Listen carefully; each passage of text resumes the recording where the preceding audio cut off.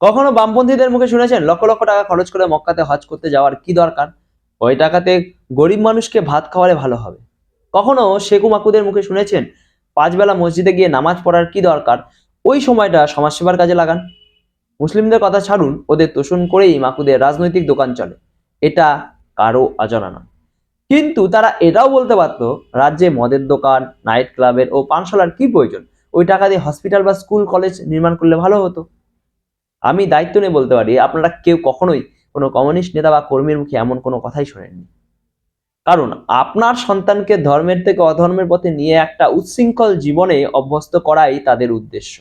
আপনার সন্তান যদি মন্দিরে যায়, রাম নাম করে, ধর্মের পথে চলে, সুশৃঙ্খল জীবনযাপন করে, নিজের দায়িত্ব ও কর্তব্য পালনে অবিচল থাকে, তাহলে তাদের দোকানের ঝাঁপ বন্ধ হতে বেশি সময় লাগবে না। রাজ্যের সকল শুভবুদ্ধি সম্পন্ন মানুষকে অনুরোধ করব, এই দেশটা আপনার, এই রাজ্য আপনার। এখানে আপনার সন্তানের ভবিষ্যৎ কেমন হবে সেটা আপনাকেই ঠিক করতে হবে।